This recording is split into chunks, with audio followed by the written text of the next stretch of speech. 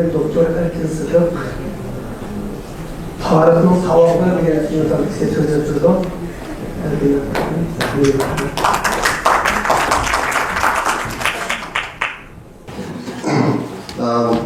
Hazırda tanıştırgan Amerika'da bir tanılık Erkut'un tarihşunas var. Bular ikisi bir ömrünü insanlarniki yazma tarihini okup şuntak kılışka acıtıp desepte 11 kitap yazgan medeniyetleşişinin hikayeleriydi. Kim bu 11 kitabını adetkeden okulamaydı da bir kitap küçük bir kitap yazdıkken bu kitap neydi dağılık dünyadaki tesirin neydi çoğun lider dahilanın kendisi uyduğun kitapken bu. Bana bir yapı çırak kılıp, şundan ben Urkam degende 5 kitap okuyattım onu. Okuyup 11 kitaptan bir kitap düşögen 100 betlik. Ben onu 25 betlik makale kıldım. Bu devir ve bizde kitapta var. Degan uni texnik sifatida bende tuzatamak. Bu tarixchining ismi William James Durant degan bu Sokratik yüzü, Okratikisi ayarlı. Kitapın şu, The Lessons of Story degan kitap. Amerika'nın degandek nayeti çok tasir kozgan kitapken dünyadaki davlat dahilarını biz okuyduğun. Bu kişi bu kitapni 1968 yıl yazgan. Şu bağlamda biraz dikkatimi saklamaydı, mezmunga dikkatli vakıfda dikkatliş gerek. Andaki bu kişi 1977 yılı deymen, Amerika'nın erkinlik, prezidentlik erkinlik mukafatı gelişken. Yani 1977 yılı. Kitap müzik şumalılar mezmunu intayın eğer. Ben şuna imkan var, biraz yetişki tercihine. Bu kitabın yüzde cemi 12 bab, mabettin ve makalıba aran 6 babdan yüzdün. Şuna ama yüzü nazımda uzun bu aşka. Şuna bir yan meneki sudaydı ben çünkü 6 bab oldu. Birincisi tarih ve yaşarı. Tarihka ötmüşteki işler ya ki ötmüşünün hatırısıyla inanılma bir ilişki bulundu. İnsan tarihi alem boşluğundaki bir küçük cayga okşaş bulup, onun birinci sabığı, onun adli buluşundan ibaret. Her kandak bir beyitte, böyle kuyrukluk yıldız yer şarıga layık yakın kesip, bizim küçük şarımızda eğir, vehime payda kılışı, ya ki onun üstündeki adem ve hayvanlarını yalpın ve sıklık bilen tuncuklu kişi mümkün. Ya ki bulunsa, Kuyaşın bir parçası bölünüp çıkıp, bizden üstümüzdeki düşüp, yeryüzündeki varlık, hem ve azaplarını ahırlaştırmış mümkün. Bazı kişilerdeki işçe, bir kanca astronomiyalik devirlerden burun, yeryüzünde aşındaki işler yüzgür bakma. O hesaplar 65 milyon yıl, Arıklı'nın 65 milyon yıldan burun, yer şarını bir çok taşıp sokup, şu çağda ama dinozor degen hayvanlar ülkek yaptı, gerçekten ot gitti. Tarih, coğrafyaga bağlangan oldu. Her günü deniz suyu ma'lum joylarda quruqlikqa biskirdi, yoki quruqlik denizga biskirdi. Coğrafya tarixning madrasasi yoki kalbi, tarixning uzaklantiruvchi onasi, hamda tarixning terbiye berdiğin üyi, derya, köl, kumluktaki yeşil bostanlık ve okyanlar özlerinin kırgaklarına köşmen insanların celipleri tekilereydi. Teknolojiyanın terakkiyatına geçip, coğrafyalık amillerinin tesisleri acizlaydı. Yer şeklinin karakteri ve tüzülüşü yezigilik, kancılık yoki soğuduğuna fırsat yaratıp bir şey mümkün. Ama fakat liderlerinin tefekkür kabiliyeti ve yeni ilgileri hem de ulanın egeç güçlerinin sağlam emgekleriyle aşında mümkünçiliklerini reallıkla aylandıralaydı. Şundakla aşında amillerinin birikmesiyle mınlıgan tuzalgılarını yenip bir yeni kültür yoki yeni medeniyetini şekillendirelaydı. Medeniyetini toprak emas, Adem boşlukta çıkartırdı. Başta hukumlar pek mühim. İkinci, tarih ve biyologiya. Muha bir vakit ayette uzunken ben kızıkarlık, ben şuna bölümü köpek aldım yine. Tarih biyologiyanın bir kısmı, yani insan hayatı organizmlarının yoki canlı mevcudatlarının horluqda yoki denizde özgürlüğünün bir kısmı. Biyologiya kanuniyatları tarixinin tüm sabahlarından ibaret oldu. Biz tədrici terapiyyat jarayonlari ve sınavları içinde yaşayımız. Şundaqla mevcutluğumuzu saqlab qilish uchun to'xtamay kurash qilamiz. Eng oxirida bizning taqdirimizning qanday bo'lishini zaman ve makonga eng moslashgan jonli mavjudotlar hayot qoladi degan qonuniyat va bilaydi. Agar ba'zilarimiz hayotlik to'qinishlardan saq-salomat kechib chiqolgan bo'lsak, u biz sabab bo'lgan odam guruhining bizni qo'g'irganligidan bo'ladi. Ammo shu guruhining o'zini saqlab qolish sinovlaridan o'tishga majbur bo'ldi. Magapindan muhim bir yerda bir insonniki taqdirining o'z qabri bilan chambarchas bog'langanligini davom etadi. Tarix sababı. Tarixning bir qancha biyologiyalik sohilari bor. Ular turadigiday. Birinchi, hayotlik degan raqobat demakdir. Buni hammamiz bilamiz. Bizdagi hozir taqdirimiz raqobatda turib qo'ydik. Ana aytadi, Türk qanchalar biz raqobatda turib qo'ydik. Raqobat yolg'iz savdoning hayoti bo'lib qolmasdan, u yana hayotning savdosi. İkinci, hayotlik degan tanlanish demakdir. Tabiatdagi canavarlar yemeklik için, görüş için, erkek olsa için, olsa erkek için diyen gap, yürüyüş için ve üstünlük hukuk için özara rekabet işidir. Aslında rekabet jarayonida bazı canavarlar muvaffaqiyat qozonadi, bazıları olsa mag'lub bo'ladi. Mavjudlikni saqlab qolish kurashida bir qism kishilarning boshqalarga qaraganda o'zini saqlab qolish siniqidan o'tishining şartlarını yaxshiroq hozirlagan bo'ladi. Saqlab Biz hammamiz erkin emas ve baravar emas. Biz hammamiz erkin emas ve baravar emas yaratilgan bo'lamiz. Biz tug'ilgandan keyin qandaqroq bir holatga kirib qolganligimizni ma'lum darajada ajdodlarimizdan qolgan jismoniy va psixologiyalik xarakterimiz, bizning quvimizning o'rib odatlari va an'analari, sağlamlığımız ve cismani kudretimiz, ruhi kabiliyetlerimiz ve karakterimizin süpetleri katarlıklar belirleydi. Tabiat, insanlar oturusundaki farklarını tolumu yakalaydı. Sebebi, aşında farklar hayatlarını tallaş ve şallaşının hem de tedrici terakkiyatın zürür materyallerinden ibaret. Okşaş nesillik nersedeki özlenen farklar bir umumi hadise. Mesela bir cüp qo'shgizak balığı bir-biridan 100dan ortiq taraflardan farq qiladi. Meniki muhim bir huquq, biz hammamiz erkin emas va barobar emas yaratilgan degan gap. Bu bizniki hozirgi holatımizga qanday muomala qilish masalasida endi biz hammamiz nihoyatda cho'nqur azobchilik qildik. Bu yerdagi insonlar orasida insonlar barobar yaratilmagan, erkin yaratilmagan. Bu bir muhim huquq. Tengsizlik bir xil tabiiy ahvol bo'lib, u madaniyatlashishning murakkablashishiga erishib, e'lonlanadi. Ajdodlardan qolgan tengsizlik ijtimoiy va sun'iy tengsizliklarni keltirib chiqaradi.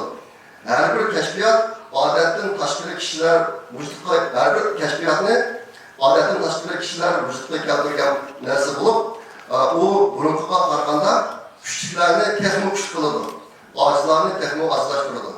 Iqtisodiy taraqqiyot her xil funksiyalarni texnik kuchlik o'ringa yig'iladi. Qobiliyatlarni texnik inchga araydi ve kishilarni o'z quvmi uchun barobar bo'lmagan darajada e'tiborli qiladi. Agar biz o'z quvimizga tava odamlarimizni to'liq tushunsak, ularning kishining qobiliyatlarini toplaganda bütün quvumning qobiliyatlariga teng keladigan 30% sarflarni tanlab chiqalaymiz. hayat ve tarih dal shunday qiladi. Bu gap intayin muhim. Bir qavm deydi, masalan bir millat, o'zimizni olsak, ash millatning ichidagi eng kuchli, eng qobiliyatli 31 adam butun millatning ishini qilib oladi. Agar topa olsa. Shunga hammalarni ta'minlayman demay, bu boshqa nurg'un deyarli bor, masalan, talab darajasida bor. Bizlarniki ojizligini to'xtayman demak, bizlarning kuchli olayligini kuchli deydigan. Millat ishidami, agar topa olsak deydi, 31 adam butun millat ishini qilib oladi, qobiliyatli insanlar. Bu şu tarixin yakınları. Üçüncüsü tarih ve millet. Yer şarında terisi her xil renkli kişilerden tahminen 2 milyar adam yaşaydigan olup, ak tenliklerden olsa 900 milyon adam var. Kominio özünün 1855-53-55 yılları ilan kılgan bir əsrdən bundaq bir hükümlü oturup koygan. İnsan nesli tüm yıldızının oşmagan, irq yoki oşmagan milletlerden tarqatqan bulup, ular jismani tuzilishi, ruhiy qobiliyati ve xarakterdagi sifatları jihatdan bir-biriga oşmaydı.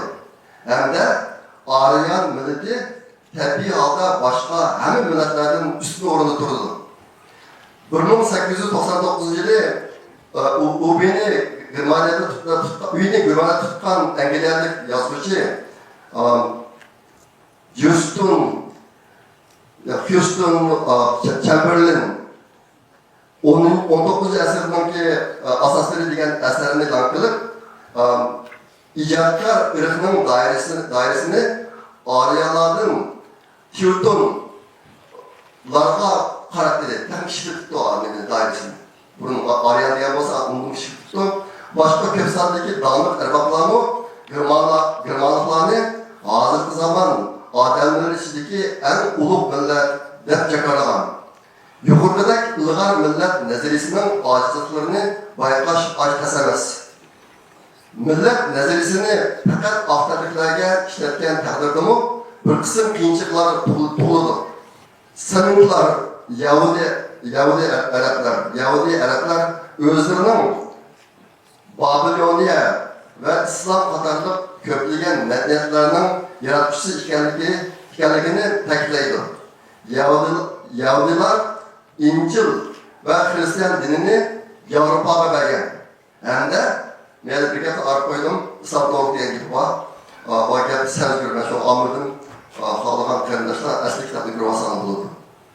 Bu İncil'den Hristiyan dinini Avrupa'ya bergendeydi, İslam'ın boğan diyen gibi uydu gibi var benim de. Ben böyle sözlü tema memnunum, dişe kalmayayım. Mısır, Gretsiya ve Rim'nin kadimki medeniyetlerinin yıldızı şerefli bulup, ularni coğrafiyalik fırsatlar hem de iqtisadi ve siyasi terakkiyatlar vücudga keltirgan. Ularni hergizmi birer millet barpo qilgan emas. Meni bilan yuz shaklining yoki meni bilan odam ekirligining munosabatini o'lchash orqali madaniyatni millatga bog'lashga urinish quruq ovochlikdan boshqa narsa emas. Me'yorga gapni asosli negizini bo'lsalar, burungi nazariyada Aryan millatida butun millatni ustun turadigan bir millat deb boshlab qaragan Hitlermi ashu nazariyaga asoslanib turib Yahudilarni qilgan ayni vaqtda. Yahudilarning tuan millatda. Lekin bu kitobda bayon nurg'un faktlar var bunda. Dunyodagi hozirgi madaniyat seviyasiga yetishi hamma millatlarning ko'pisidan bo'lgan. Uni bir ikki millatga kuzatish butunlay xato edi. Bunda yeni millet o'ziga xos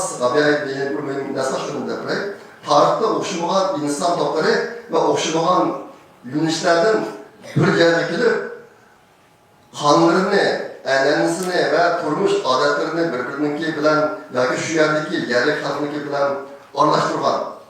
O'xshamagan irqlarning shunday aralashib ketishi asrlar jarayonida yeni inson nesli ve yeni milletni vücutga keltirgan. Bunda yeni millet o'ziga xos yeni madaniyatni, yani yeni chiroy shakli, yeni xarakter, yeni til, yeni adabiyot, yeni din, yeni axloq va yeni an'analarni barpo qildi. Millat madaniyatni vücutga keltirmasdan, madaniyat millatni vücutga keltirdi. ma'nosini Xitoylar pek yaxshi biladi.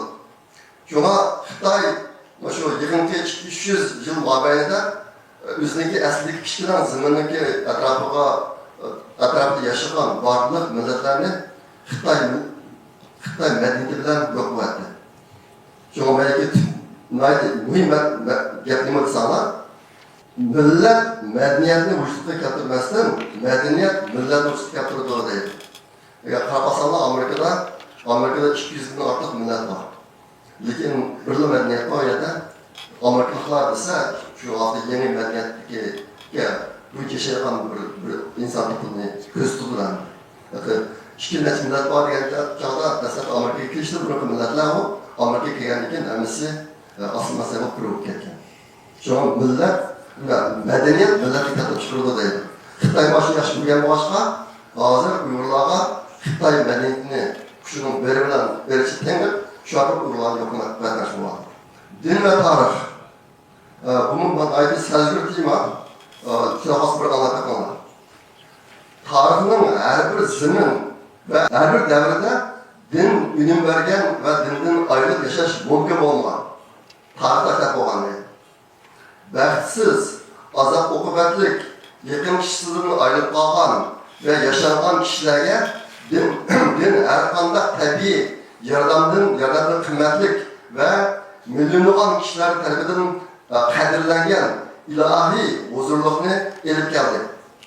Din ota-ona va o'qituvchilarning bolalarni muvofiq tarbiyalashiga yordam qilib keldi. Din eng tuvan darajalik mavjudiyatlarga ma'na va g'urur ato qilib keldi. Albatta Muhammad Yusuf ozodlik qildi buni. Bu narsa din yo'qdir, bular arasida ilişki bo'lmaydi. Hem de kişiler oturusundaki ehlinamlarını insan ve Xudo oturusundaki münasebetke aylanmış arkalık mukumluğunu kapalatke yıkılıp geldi. Din kembegallarının baylarını öldürüşünü tostu. Köplügen kişiler insanlar oturusundaki tabii barabarsızlıkını namuratlık ve yenilik keltirip namuratlık ve yeniliş keltirip çıkargan deb qaraydigan bo'lib, faqat ba'zi ilahi ümitlerle kişilerinin yaman yol tutuşunun oldini elib qoldi. Eğer unda ümit bayram qilingan sinfiy kurash kuchaydi. Dasbida din bilan axloq o'tirisida hech qanday bog'lanish yo'qdek ko'rindi. Haqiqatan bu xudolarni eng dasbida vujudga keltirgan narsa vahime bo'ldi deydi. Xudolarni eng dasbida vujudga keltirgan narsa vahime, qo'rqinchli. Ya'ni yer yüzündeki daryolardagi, deniz okeanlardagi, o'rmonliklardagi, shamol bo'ronlardagi ve osmondagi yushurun kuchlardan paydo bo'lgan vahimelar xudolarni vujudga keltirdi. Din bu dastlabki dinlar qartlagan mesela suv xudasi, o't xudasi, aslan xudasi deydigan hukmlar var qadimki insonlar. Shuni qartlagan gaplar. Din kişiler qurbonlik berish, qurbonlik qilish, afsun o'qish va duo qilish shakllari bilan ashu yushurun kuchlarga sajda qilib bunday jarayon ko'ngliga tasalli topadigan narsaga aylandi. Faqat poplar mushundaq vahimelardan ve dini murasimlardan axloq va qonunni qo'llash yo'lida paylanishga boshlagandan keyin din davlat uchun hem kam bo'lsa bo'lmaydigan, hem davlat kuchiga raqib bo'ladigan kuchga aylandi. Shundan keyin din kishilarga yerlik axloqiy qoidalar va qonunlarning hammasi Xudoyimdan kelgan deyishga boshladi. Shuningga moslashgan holda har bir davlat o'zining yerlari va kirimlarini poplar bilan teng bo'lishdi. Endi davlat hokimiyatlari poplar bilan birlashib dinni qurol qilib turib, zamin boyliqlarini birlashtirdi. Tarix bunday bir ishni jazmlashtirdi. İnsanlarning bir mo'jizaga boy, sirga boy ve rivoyatga boy dinga ehtiyoj bor. İnsanlar yaratılgan. Tarix Xudoga bo'lgan iymonni qo'llanadi. Belki qo'llash degan so'z İngilizcada support ishlatilgan. qo'llash deb ishlasak bo'ladi, qabul qilish deb ishlasak bo'ladi. Kitobda bunga javobi bor.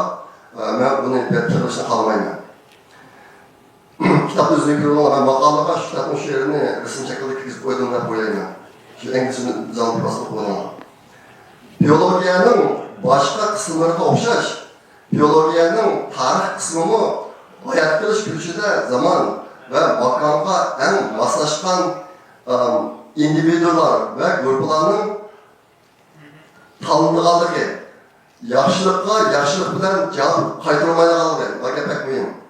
Bu yerdagi bu tarixga bir tanlanishmi, yana shu individual va shu guruhlar makonga va zamonga eng moslashgan odamlar hayot qiladi, qolganlar emas deydi.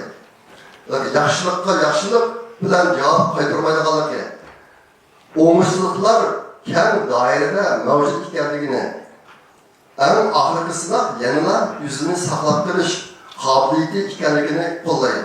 Bu tarixiy yakun. Bu yerga maktab deyotganlar tarixiy yakun. Tarix mushtaq nasl isbotlaydi deydi. İnsanlar o'zining koinotdagi o'rnining naqadar kichik ekanligiga bo'lgan tushanchisinin eshigiga ergishib, ularning diniy e'tiqodimi ojizlashib bo'ldi.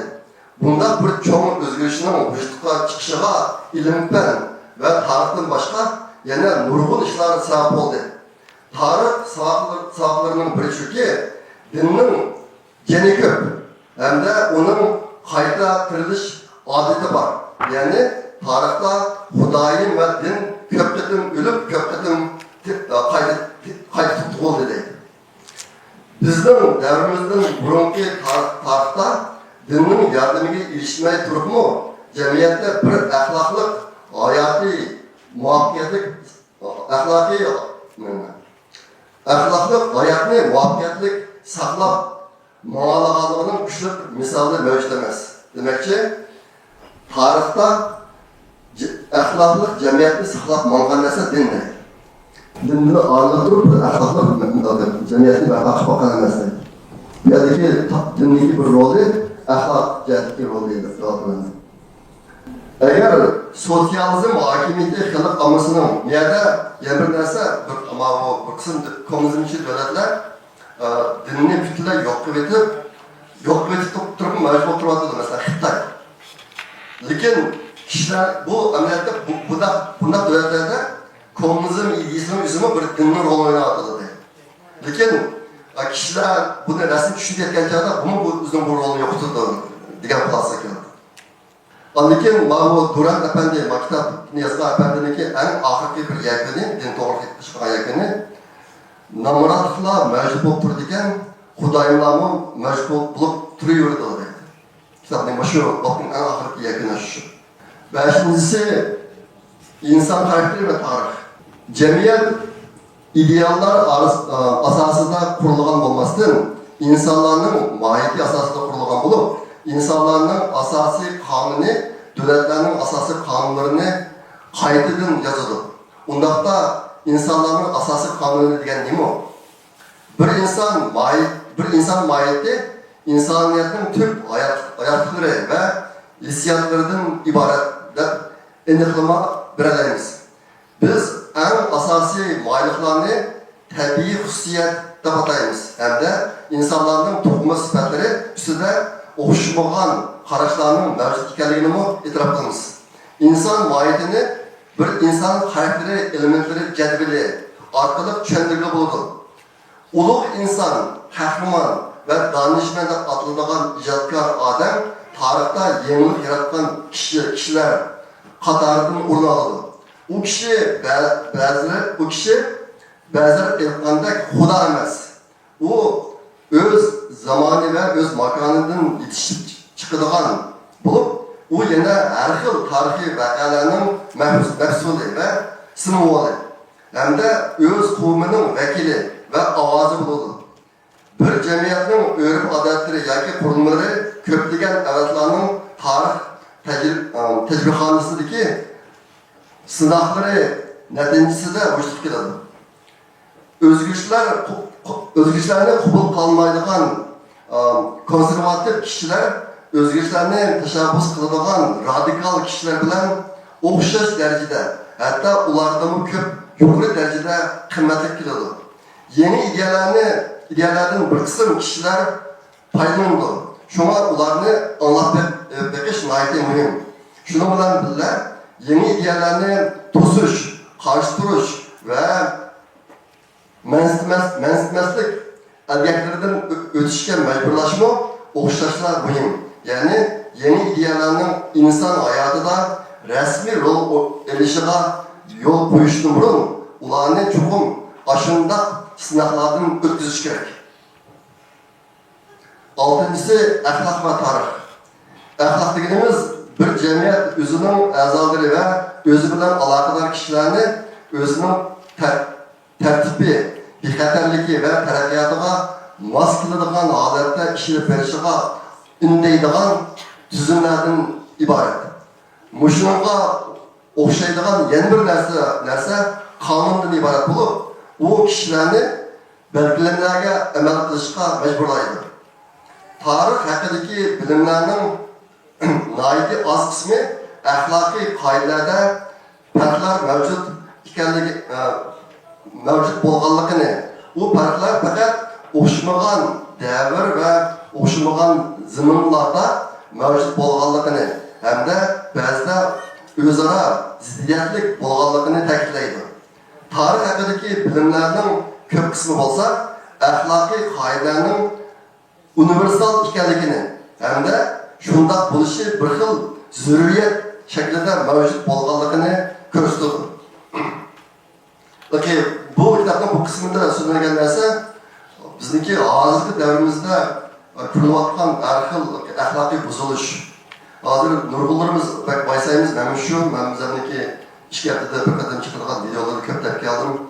Maktabda o'qigandan keyin siqgan bir narsa, bu narsa qadimdan tatib borgan. Qadimdan tatib borgan, undan keyin din eng kuchaygan, eng gullangan zamonlardami axloqsizlik, har xil axloqsizlik hodisalar mavjud bo'lgan ekan. Shuna saqlab kelganka, shunga baysab ketishning hojati yo'q deydi. Asosiy mazmunlashtirib endi uniki bir rasmiy vaqt qolib qoldi. Albatta men degandek men shu kitobdan bir parcha maqola yozdim, 25 betlik maqola. Bu maqola ma'rifat.com degan tor betida bor. Maniki vaqtim kitobdan kirgizildi. Bu maqolniki ovozliq videosi bor, video shaklidagi ovozli qismi. U YouTube kanalımda bor. Bo'lsa shuni olib qo'yinglar.